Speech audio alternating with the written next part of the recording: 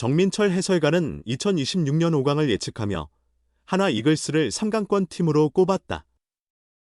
폰세와 와이스 원투펀치가 빠진 공백을 강백호와 페라자의 타격으로 충분히 메울 수 있다는 이유에서다.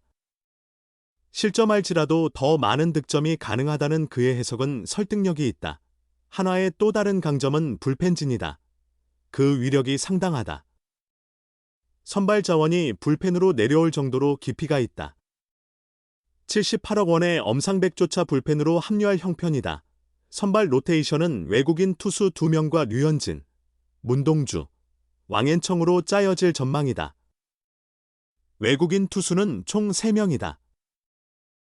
필승조 불펜은 엄상백, 정우주, 박상원, 주연상, 조동욱, 김소연 등이 이룰 것으로 보인다. 회 김범수까지 더해지면 그야말로 난공불락이다.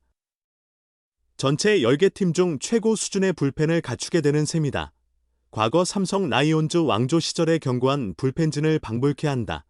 하나는 왕앤청이 부진할 시 엄상백이나 정우주를 선발로 전환할 유연성도 확보하고 있다. 야구는 투수의 싸움이다. 특히 현대야구는 불펜에 대한 의존도가 갈수록 높아지는 추세다. 선발이 잘 던져도 불펜이 리드를 지키지 못하면 승리는 어렵다. 이런 관점에서 하나의 3강 전망은 합리적이다. 다만 마무리 김소연이 약간의 변수다. 후반기까지 정신적, 신체적 안정을 찾아야 3강도 현실이 될 수 있다. 분명히 훈련부터 다르다는 느낌이었습니다. 문현빈은 울음을 참으며 이번 시즌을 마감했다. 하나는 정규 시즌을 2위로 끝낸 후 플레이오프에서 삼성을 제치고 19년 만에 한국 시리즈에 올랐다. 하지만 LG 트윈스의 1승 4패로 무너져 우승을 놓쳤다. 대전 하나생명 이글스파크에서 펼쳐진 LG의 우승 축하 현장. 문현빈은 눈물로 다음을 다짐했다. 울지 않았다고 말했지만 그는 마음속으로는 정말 눈물이 났다. 우리 홈구장에서 LG가 우승하는 모습을 보니 씁쓸하고 목이 메었다. 슬프기보다는 분노가 치밀었다. 고등학교 시절에도 이런 감정은 없었는데 내년에는 절대 이런 장면을 보지 않겠다고 생각했다고 말했다. 비록 우승에는 실패했으나 3년차 선수 문현빈은 알차게 시즌을 보냈다. 정규 시즌 141경기에 출전하여 3할 2푼의 타율, 12홈런, 80타점, 5패스 0.823으로 커리어 하이를 기록했다. 시즌 후에는 K베이스볼 시리즈 대표팀에 선발되기도 했다.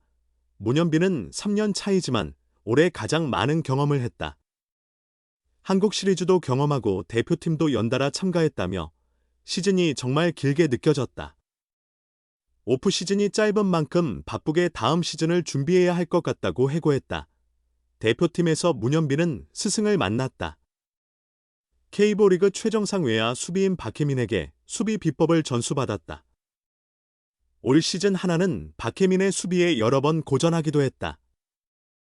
상대팀으로 만났을 땐 누구보다 위험했지만 국가대표로 한자리에 모이자 든든한 조언자가 되어주었다. 문현빈은 스타트 방법이나 공을 편하게 잡는 법을 배웠다. 연습 방식부터 가르쳐 주셨다.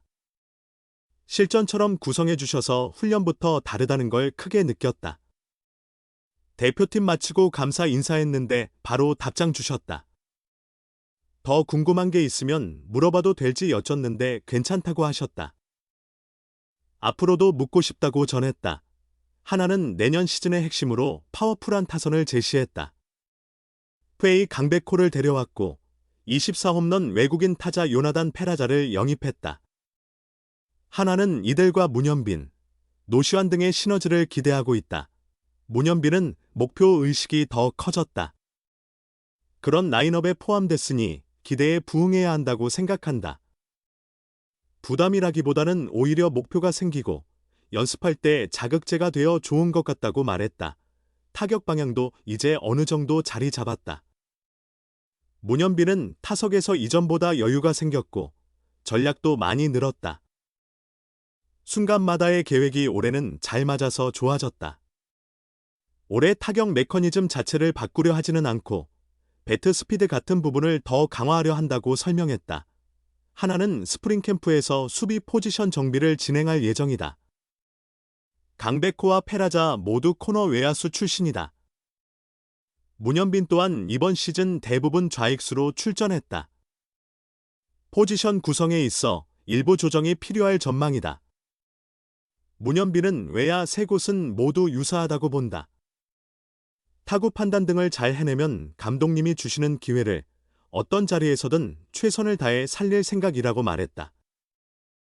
강백호, 페라자, 영입은 좋지만 외야 수비는 놀라운 변수는 없었다. 페라자가 하나 이글스의 유니폼을 입게 된 것이다. 하나는 29일 2026 시즌에 함께할 외국인 타자로 페라자를 확정했다고 공식 발표했다. 계약 조건은 총액 100만 달러이다. 페라자의 하나 합류는 일찍이 예상된 흐름이었다. 그가 한국행을 택한다는 현지 보도가 꾸준히 이어졌으며 하나 외에 구체적으로 연결된 팀 역시 별도로 없었다. 하나 측도 페라자 영입에 대해 크게 부정적인 반응을 보이지 않았다. 페라자는 지난해 하나에서 뛰어 익숙한 선수다. 폭발적인 타격과 열정적인 플레이가 장점인 선수다. 시즌 중 부상 영향으로 슬럼프를 겪기도 했지만 완전한 컨디션으로 한 시즌을 소화한다면 팀 타선의 위력에 분명히 크게 기여할 선수이다. 하나는 페라자에 앞서 자유계약 시장에서 최대어 타자 강백호를 영입했다. 100억 원의 파격적인 조건이다. 강백호 또한 기복이 있다는 평가가 있지만 상대 투수를 압도하는 존재감과 파워만큼은 리그에서 최정상급에 속한다. 이로써 하나의 진정한 폭발력 있는 타선이 완성될 기미이다. 강백호, 페라자, 노시환, 문현빈, 최은성으로 연결되는 중심 타수는 역대급의 강력한 공격력을 지닐 수 있다. 문제는 수비력이다. 강백호, 페라자 모두 외야 자원으로 구분되는 선수들이다. 하나의 오랜 고질적인 문제는 외야 수비였다. 그래서 작년에도 수비가 좋은 중견수 영입을 간절히 시도했으나 이루지 못했다. 임시 방편으로 중견수 자리는 어떻게든 메웠지만 이제는 외야 수비진을 본격적으로 재편해야 한다.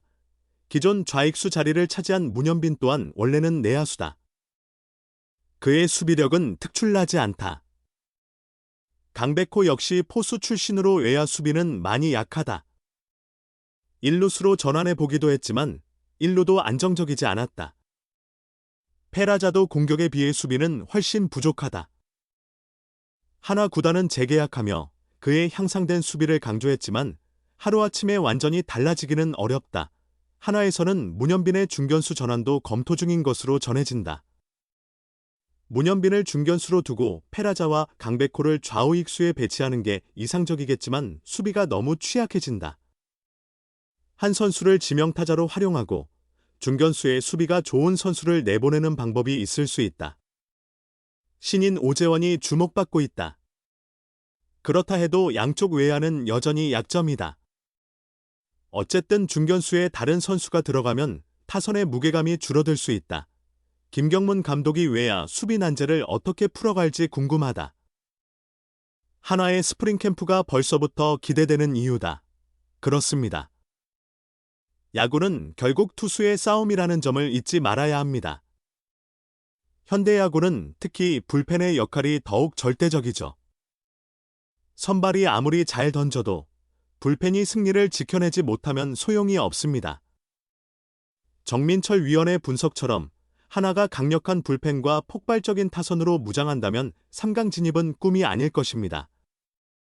단, 마무리 김서현의 안정성이 해결되어야 하겠죠. 오늘 이야기는 여기까지입니다. 시청해 주셔서 진심으로 감사합니다.